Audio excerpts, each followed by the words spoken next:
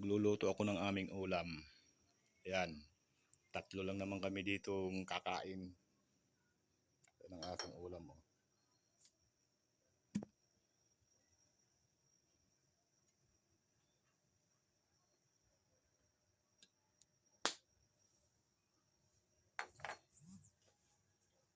Ito na guys.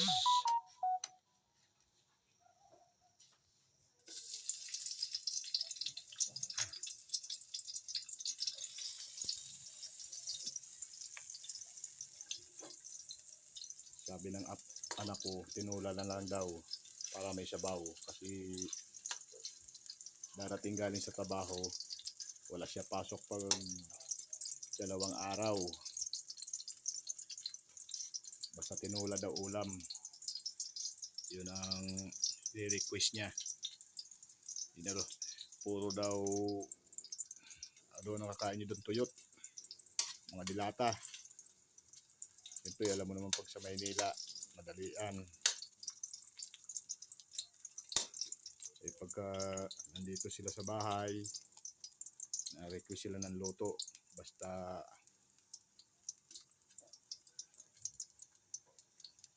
andito, uuwi sila bago magdating yun, magkasabi sa akin mga anak ko.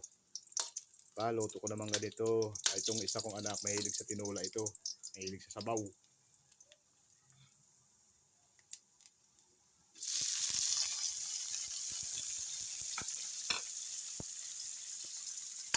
Kaya sabi ko, sige, tinula pala gusto mo. Agawa akong tinula.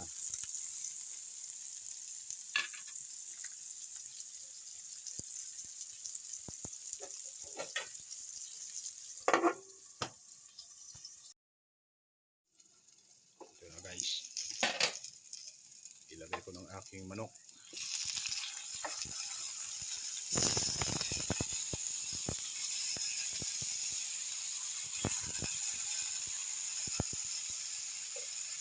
Takpan para makulog siya.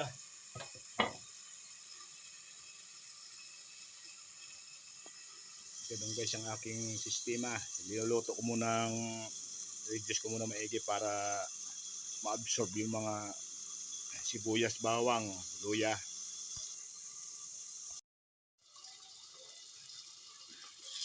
Wow. Ilagay ko ng aking sayote.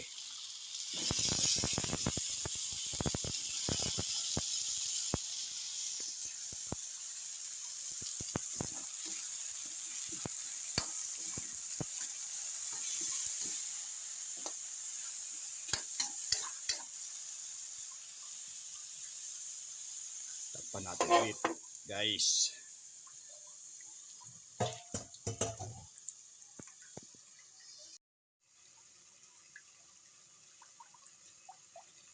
Guys, lagyan ko patis. Kahit wala kang bitsin, basta may patis ka, ayos na yan. Para ka na rin nagbitsin.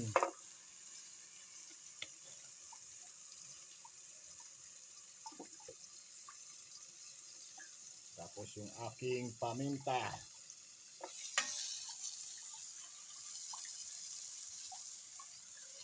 Ito, paminta oh.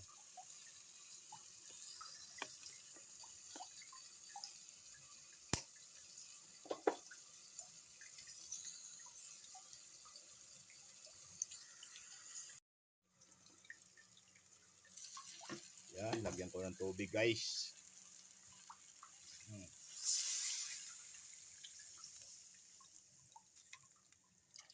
Takpan ulit. Okay na yan guys. Pagkulo niyan, yummy na yan. Tapos yung aking sinaing oh, lapit na rin mainin. Sabay-sabay sila maluluto.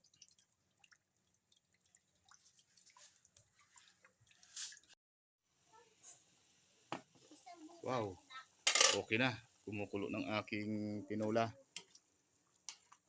Taka kayo bakit mamula-mula yan sa aking kasi talagang inano ko niyan para sa aking pina-reduce ko maigi ang manok. Saka lang ng konting asin. Guys.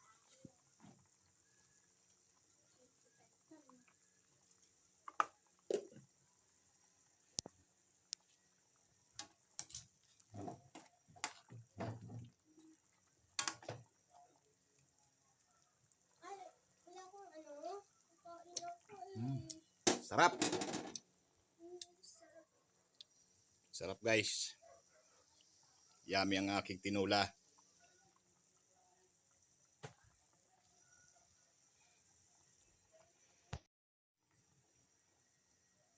Oh, ito guys, so ang aking tinula. Maya-maya darating na yung aking anak. Nasa biyahe daw siya. Sabi sa akin, nagutom na raw siya. Ay ko, sige, pagdating mo dito, luto na pati kanin. Gusto mo, sandukan pa kita. Ganyan ko kamahal ang mga anak ko. Kahit malalaki na yan. Alaga ko pa mga yan. Sarap guys. Basta talaga may patis ka, di mo na kailangan magbitsin. Pero wag, kapag nagpatis kayo, wag naman sobrang dami ha, kasi aalat din yan.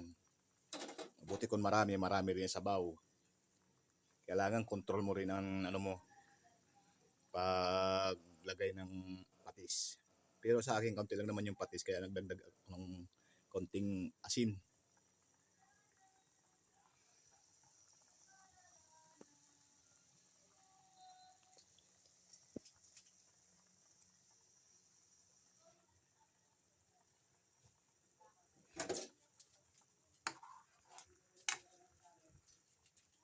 Daming namin ulam mo.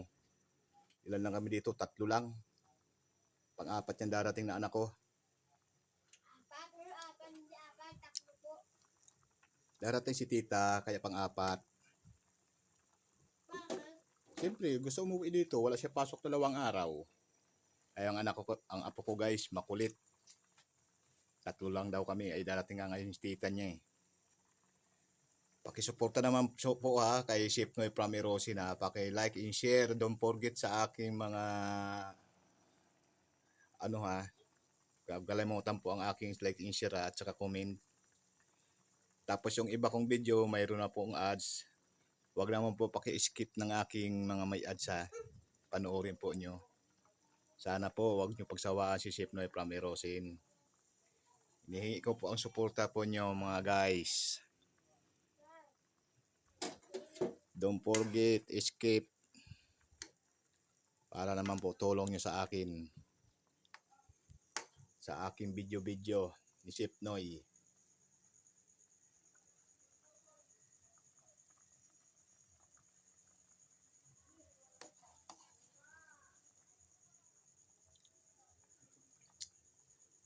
Wow. Darating ng aking dalaga. Sabihin niyan pa, na-miss ko itong luto mo. Yan kasi mga anak ko na ano nila yung aking mga pagkain, nami-miss nila.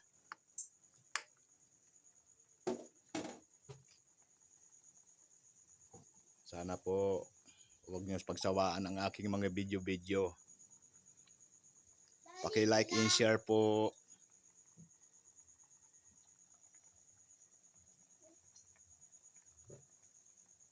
Tulungan niyo naman ang aking video panoorin po niyo.